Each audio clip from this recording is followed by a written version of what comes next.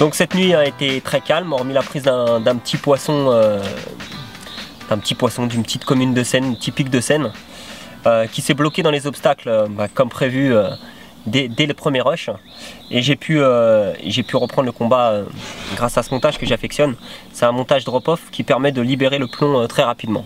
Donc pour concevoir ce montage, j'utilise tout d'abord un long mètre, voire beaucoup plus de lait de corps. Donc là c'est en l'occurrence du lait de corps Gravel de chez Corda, donc le câble, qui est extrêmement souple et qui a un dégradé de couleur Gravel, donc brun foncé, brun clair, donc de 3 couleurs différentes, et qui est extrêmement discret sous l'eau.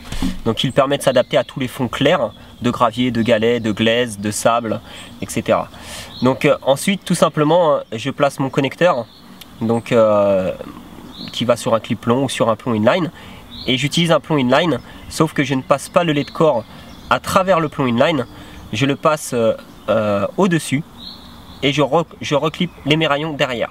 Ce qui permet, c'est que quand la carpe tire, voilà, elle libère le plomb et je peux reprendre le combat. Donc chaque carpe qui est accrochée dans un arbre, on se rend compte que c'est souvent le plomb et non l'hameçon qui est accroché dans les arbres ou dans les cailloux, etc. Donc en tirant un peu, en mettant des secousses, le plomb se libère et la carpe repart.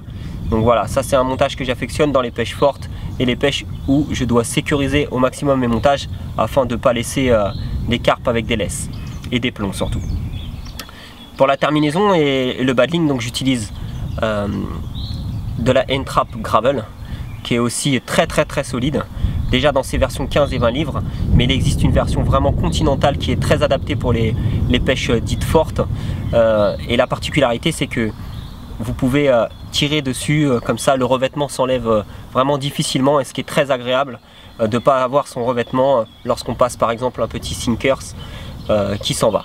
Donc j'utilise un nœud tout simple, un nœud Palomar qui est pour moi le plus solide ici, relié directement à l'émeraillon. Je dénude la dernière partie pour avoir une terminaison souple et je mets une longue gaine thermo-rétractable sur un White Gap X.